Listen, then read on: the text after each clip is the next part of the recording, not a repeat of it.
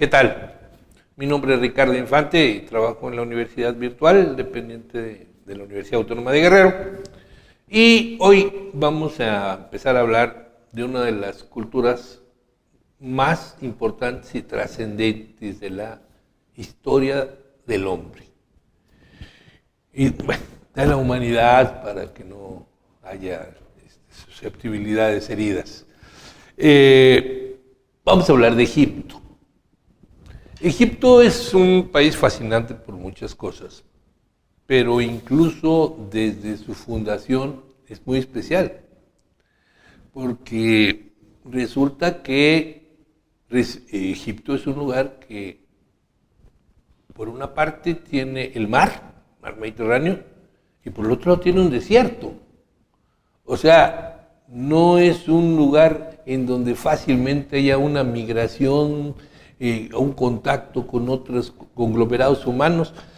Y además, Egipto se va a formar de aquellas personas que vivían en el Sahara, cuando el Sahara todavía no era un desierto, era una zona fértil.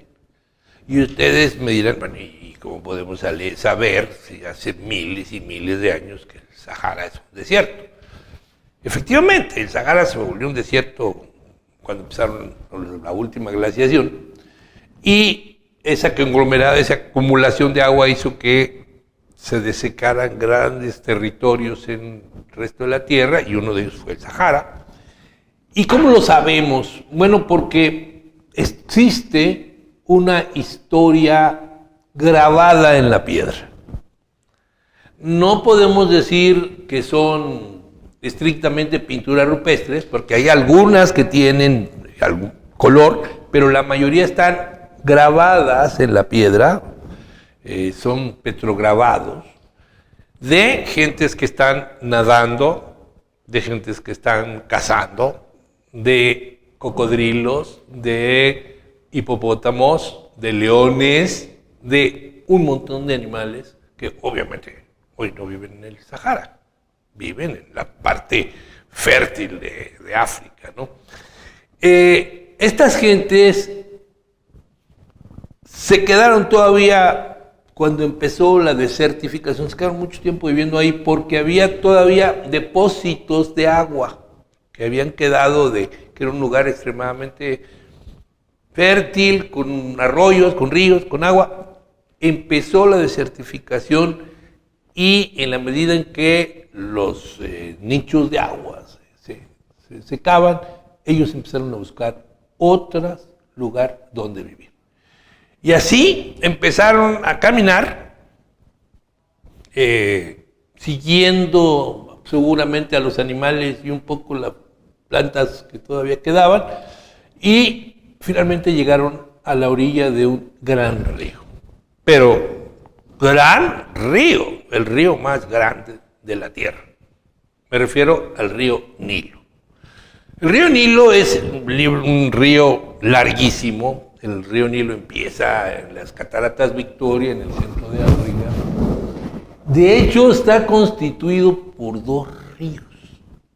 Por un lado está el Nilo Blanco y por otro lado está el Nilo Azul. Y entonces llega un punto, lo que hoy es el Sudán, la República del Sudán, en donde confluyen y se forma una corriente de agua mucho más grande, que va a ser el Nilo en donde los egipcios se van a asentar. Curiosamente, en nuestros actuales mapas, pues la parte que los egipcios llamaban el Bajo Nilo y el Alto Nilo, en nuestros mapas sería al revés. ¿Por qué? Pues porque para ellos el Alto Nilo era el que estaba al sur, de donde venía el río. Y el Alto Nilo era el que iba a desembocar en el Mediterráneo. Nosotros hoy lo veríamos al revés, los mapas nuestros, el norte siempre está la parte de arriba. Entonces, bueno, se van a establecer ahí y van a encontrar que, bueno, hay un fenómeno sensacional. Un fenómeno de que las lluvias que vienen del centro de África, que se dan ahí, por las cadenas montañosas y demás, se dan unas lluvias torrenciales. Y el Nilo baja con el triple de lo que nos suele hacer, o más, de lo que suele ser, perdón, y se desborda. Pero claro, en este trayecto, el Nilo va a arrastrar una gran cantidad de materiales orgánicos, y algunos son pues fosfatos y cosas que van a acumularse en el agua y van a llegar y van a fertilizar las orillas del Nilo. Entonces resulta que las aguas cubrían varios kilómetros y después tendían a retirarse cuando bajaba la intensidad de la lluvia y tomaban su curso normal.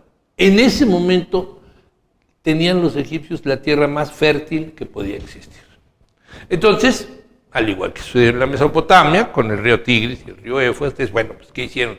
Desarrollaron toda una técnica de la agricultura. ¿Qué sembraron? Bueno, fundamentalmente sembraron trigo y algo que les iba a resultar sensacional y que supongo yo que al igual que los mesopotámicos lo descubrieron accidentalmente, la cerveza, porque sembraron ¿qué? Cebada. Y entonces para ellos la cerveza era fundamental en la dieta, en la alimenticia, porque pues es una bebida que tiene muchas, es rica, no solamente es embriagante, es una bebida verdaderamente que tiene muchas características alimenticias. Sobre todo con moderación, desde luego, ¿no? Y resulta que van a sembrar principalmente estas dos cosas. Pero también van a encontrar una planta que es nativa de las orillas del Nilo, que es una planta larguita, es como lo que nosotros le llamamos un tule, o sea, larguita, y tiene una especie de coronita. Esta planta se llama papiro. Y posteriormente esta planta nos va a permitir saber cómo eran los egipcios, qué pensaban los egipcios.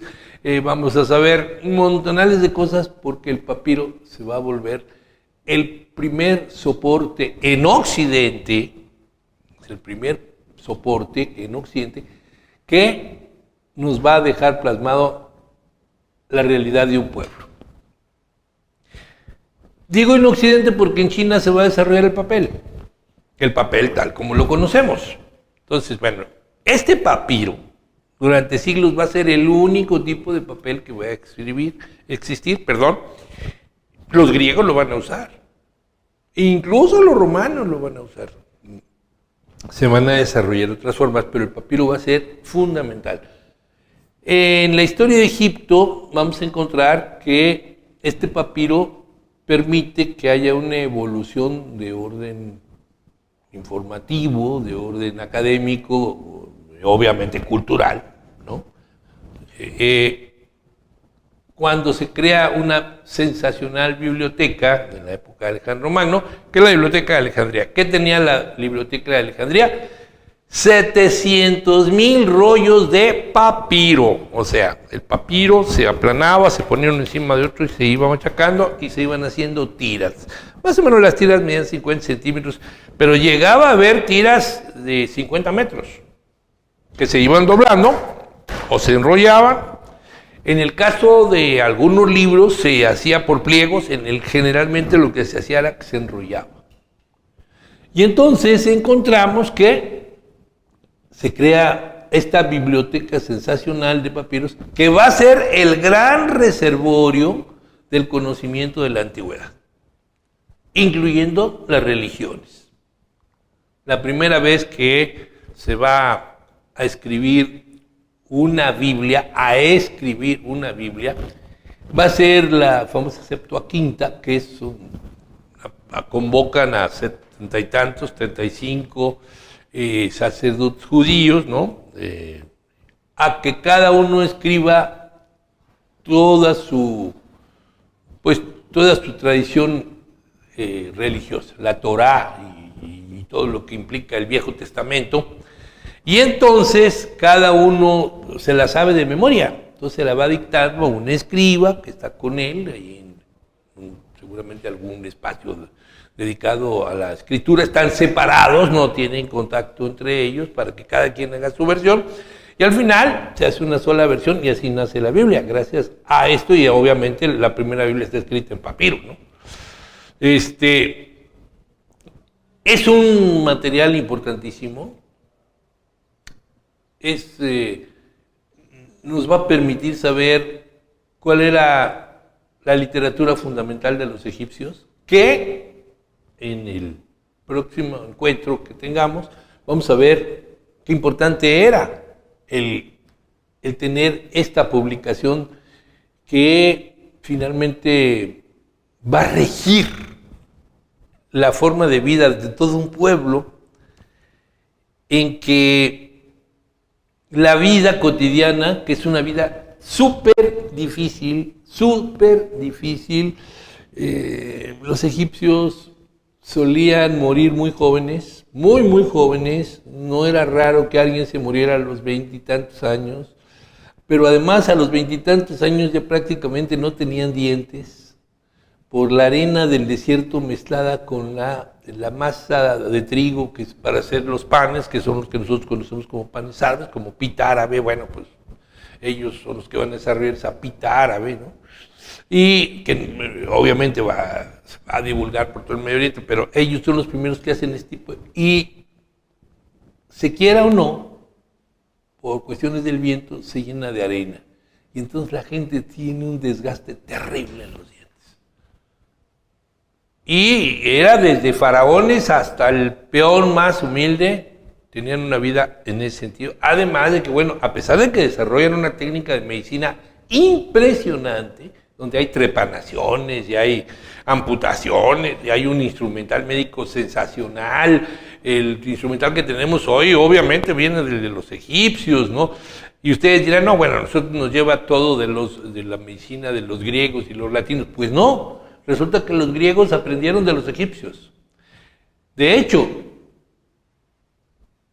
casi todo lo que sabemos de la historia de los egipcios nos lo transmite Heródoto, el gran historiador griego.